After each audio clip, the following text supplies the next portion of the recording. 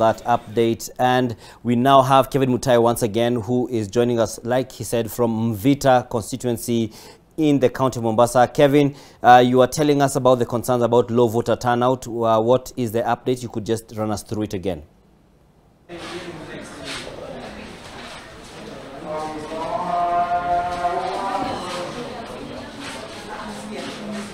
Do we have Kevin to just give us an update on what's happening at Mvita at the moment as we speak in regards to the voting and the voter turnout?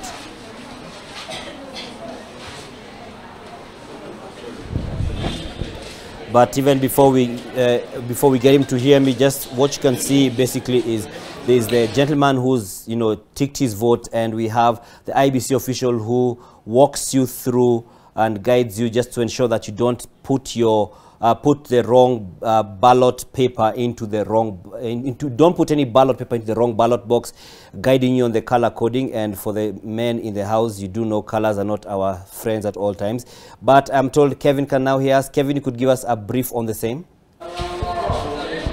Well, yeah, indeed, Dan, that is very true. The IBC officials here were guiding all the voters who are participating in this process to ensure that they come in and they're being handled smoothly. Some of them even being assisted in terms of, placing their ballots where it's necessary. And Dan, what I had indicated before that technical hitch there, this particular station has a total of 614 voters that is in Mvita Primary School, that is within Mvita constituency. And what we understand as at now, a total of 214 voters have already cast their ballot with less than how many minutes remaining. It's actually 4:20. Less than 40 minutes remaining, done for the polling station to be closed, and I can see there are no more queues outside. If I can just peep through, yes, there's no one waiting outside the door. It's just a walk-in, come, cast your ballot and go. This is unlike what the situation that we found in the morning. There are lots of people here, hundreds, waiting to cast their ballot. I guess that was a situation that was caused by the delay in delivery of ballot materials. And as you can see, Dan, Mombasa is one of the regions that voting for the gubernatorial race had to be suspended due to a mix-up in ballot materials. And what the voters here will only be doing is just casting their ballot on the presidential race, that of the National Assembly, the member of County Assembly, the senator and woman representative. So we really cannot ascertain as at now that suspending the voting for the governors could have probably contributed to the numbers that we're currently seeing. But of course it's a concern that even the leaders from the region have spoken about, including their current governor Ali Hassan Joho, who voted at Wanza Wambuzi this morning, that is near Kongwea Market. But just let's quickly hear from the IEBC presiding officer to just bring us up to speed on how the exercise has been, if they're expecting more numbers. He's the right man to just give us that information. Anza kwanza kwa majina waitwa nani? Kwa majina naitwa Joshua. I'm the presiding officer of Mvita Primary School.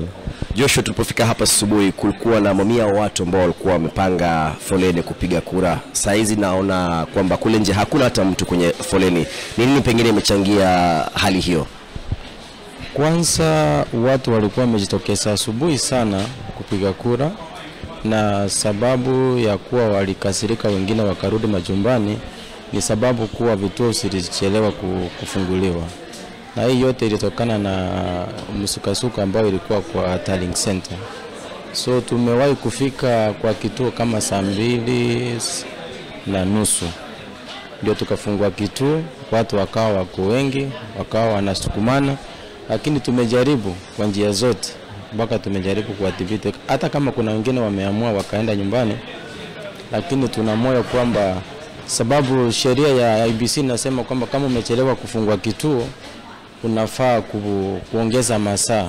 Kwa hivyo tunadhania kwamba ikifika saa 11 jioni itabidi tuongeze yale masaa ambayo tulikuwa tumepoteza asubuhi. Ni chini ya dakika 40 zimesalia. Je, pengine mtaongeza muda gani, kwa sababu unaona bado idadi ya watu moja wanaendelea kufika katika eneo hili? Kulingana na sheria ya IBC kwamba polling station inafaa kufunguliwa saa 12, na sisi hapa Mvita Primary tuliwahi kufungua station saa 2:30. Kwa hivyo sheria inaturuhusu tuongeze kufikia saa 11, tuongeze masaa 2:30. Kwa hivyo kituo hichi kitasalia wazi hadi saa 1 mpaka saa 1:30. Saa 1:30 mtafunga? Ndio tutafuata, tumefunga rasmi sasa. Lakini wale watakuwa kwenye bado foleni wakitaka kupiga kura, usiwa kupiga kura. Pengine idadi jumla ya watu ambao kulingana na sajili wanafaa kupiga kura hapa ni wangapi? Watu ambao wamesajiliwa katika polling center ya Mvita Primary ina polling center 7. Kwa hivyo hii yenye ambao nimesimamia ina jumla ya watu 654, na ambao wamepata nafasi kupiga kura imekuwa watu takriban 230 as per now, kwa sasa. Changamoto zote kutokana na vifaa vya kupiga kura? Hatujaona changamoto katika vifaa, lakini kitu ndesangasema ni kwamba pale asubuhi mvua nayo imenyesha, ndio nafikiria ikaribia watu, kwa wale walikuwa wamejitokeza wengi, ikafanya wengine warudi nyumbani. Asante sana, shukran. Dan, of course, also we will be talking to several other people. Like I said, you can see on my right side, these are agents representing different political outfits, different candidates who will be monitoring the casting of ballots at this particular polling station. But from here we will be heading to Makupa police station. That is where I think the attention has been drawn to. We understand that the UDA parliamentary candidate for Mvita constituency, Omar Shalo, was arrested this morning and detained at Makupa police station together with the Chuda MCA candidates, that is Samir Balo. They were both detained together with some of their agents for what we understand police are claiming causing chaos at Medicliff polling station. We understand there was a scuffle and it was a fist fight inside a polling center that even had the IEBC officials camp for their safety.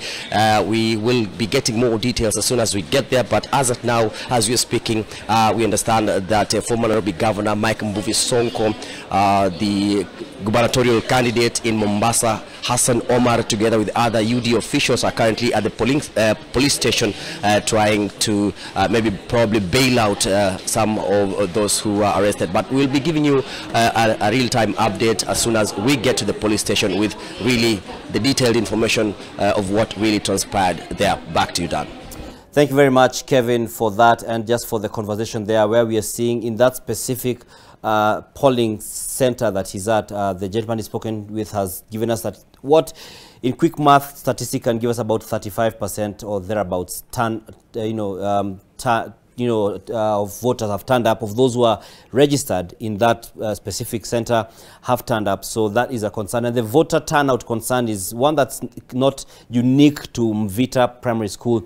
For instance, in the county of Nyeri, we have the IBC Commissioner Wanderi, who was there, and not too long ago, by around 3 p.m, he was saying they are concerned about the voter turnout as it stands, saying that the highest they've seen in any of the different constituencies or different parts of the county, that's the county of Nyeri, the maximum is one of the places which is about 50% of voter turnout. But he says majority of the places have a voter turnout of 13 to 30%, around 15, to 30% voter turnout, which is a concern. He also raises the concern about the fact that when you look at the huge numbers that were there during the political rallies and you try and translate that into numbers at the ballot, it is not adding up. So it could be, what our own Signature Zima had done when he talked about crowds for hire, where that was, an opportunity to make money. I don't know what Zainab's panelists think about that, where we've had huge rallies, which have been, what in some terms would be said to be mammoth rallies. Some of them are just, very well attended, but when we get to the ballot, it's not so much the same. And IBC has already raised a concern about the voters. That was around 3 p.m. when Wanderi was speaking, and he said that those who have not yet voted, you have until 5 p.m., go and vote. He said that some of the issues they're hearing of people citing why they're not voting, especially some of the young people, is because of the disgruntlement, I should say, and the disappointment by the leaders they've already chosen in the past who have not delivered on the promises, so they feel what for. Zainab and your panel. All right, Dan, indeed, it is quite an issue there, voter turnout. We are seeing from the various polling stations across the country. So just